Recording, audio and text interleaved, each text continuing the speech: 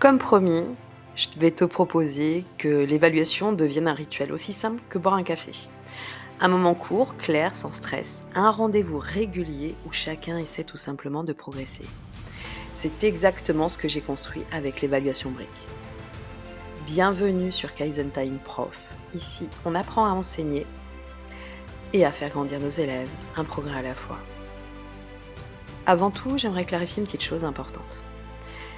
Une évaluation Brick, ça n'évalue pas une compétence. Non, non, c'est pas le lieu. Les compétences dans ma discipline, on les évalue en TP, par exemple. Ou si on généralise pendant les tâches complexes. Une évaluation Brick, c'est quelque chose de beaucoup plus précis. Ça évalue un savoir-faire et un seul. Pas 10, pas 3. Un savoir-faire bien identifié qu'on a entraîné ensemble avant. En effet, tout commence par le modelage, terme que tu retrouveras dans un document ressources en lien en description sur l'enseignement explicite. Revenons au modelage. C'est un moment où je mets un haut-parleur imaginaire sur ma tête et je montre ce qui se passe dans mon cerveau quand je résous un exercice. Je verbalise chaque étape, chaque choix, chaque raisonnement. Les élèves voient le chemin, pas seulement la réponse. Ensuite, on passe à la BEX, ou banque d'exercices. Et là, c'est très simple. Tous les exercices ont la même consigne, les mêmes critères de réussite et le même savoir-faire à travailler. L'objectif ici, c'est l'automatisation. Tu sais, tu fais quelque chose sans réfléchir. De si tu rentres chez toi en voiture et tu te souviens plus du trajet que tu as fait. Ça, c'est de l'automatisation. Comme un geste technique qu'on répète jusqu'à ce qu'il devienne naturel, cette automatisation va permettre à l'élève, dès qu'il lira un énoncé d'exercice, de savoir directement ce qu'il faut faire. Il n'aura plus besoin de réfléchir.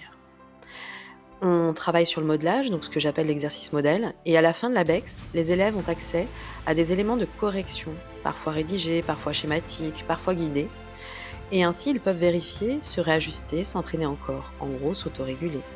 Et surtout, ils savent exactement ce qu'on attend d'eux. Et une fois que tout ça est posé, on passe à l'évaluation Brick.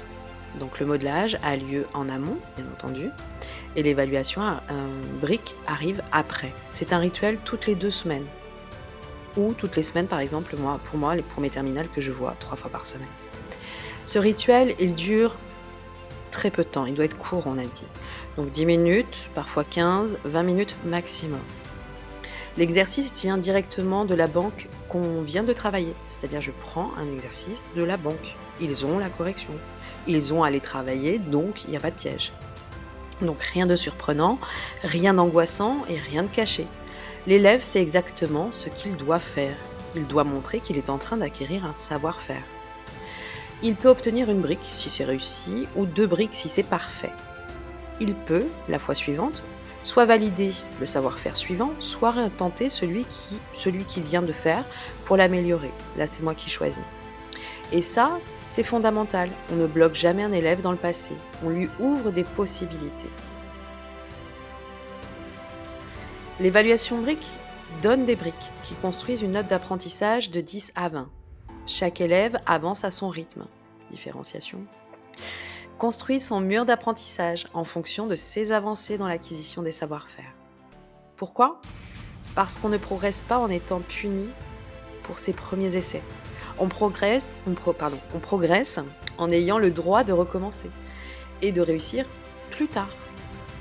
Ça détend les élèves, ça les recentre sur la progression, pas sur la sanction. Et de manière très simple, ils deviennent meilleurs. Alors, les briques fonctionnent parce qu'elles respectent le cerveau. Les cycles courts rassurent, le stress ne monte pas, la répétition régulière structure l'apprentissage et l'absence de punition donne envie de retenter, tout bêtement. Et à ce moment-là, les progrès deviennent visibles, pour l'élève comme pour moi. Ce qui me touche le plus, c'est que les élèves fragiles sont souvent les premiers à y croire vraiment. Parce qu'ils voient enfin une marche qu'ils peuvent franchir, pas un mur, une marche. Et les élèves les plus à l'aise ? Alors pour eux aussi, c'est super chouette et ils adorent. Parce qu'ils peuvent viser la précision, la finesse, la maîtrise. Pour te donner une idée, imaginons un savoir-faire qu'on travaille en SVT souvent, extraire des informations pertinentes d'un document scientifique. On pourrait adapter ce savoir-faire à différentes disciplines, on est bien d'accord. Le modelage montre le raisonnement. L'ABEX propose une série d'exercices avec la même consigne, les mêmes critères d'évaluation. Et l'évaluation brique peut ressembler à ça. Lis cet extrait, note les 3 informations essentielles pour comprendre le phénomène. Court, clair, sans surprise. Attention, ce n'est ni un mini DS, ni un test stressant, ni une épreuve de fin de monde. C'est un thermomètre d'apprentissage, un repère, une étape. Et tu verras que les briques ne servent pas seulement à observer les progrès, elles construisent petit à petit une note d'apprentissage, beaucoup plus juste que ce que l'on fait habituellement. Je dis juste une chose, les QCM ritualisés y jouent un rôle que les élèves adorent, mais on en parlera dans une autre vidéo, parce que ça mérite toute une explication à part.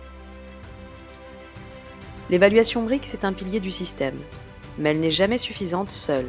Le vrai changement se produit dans la manière dont on parle, dans la manière dont on éclaire la suite, dans la manière dont on accompagne, autrement dit, dans le feedback. C'est le geste le plus humain de notre métier, et très souvent le plus mal compris. Alors je t'emmène dans la vidéo 4 pour découvrir comment donner du feedback qui rassure, qui guide et qui fait vraiment grandir. On se retrouve là-bas ?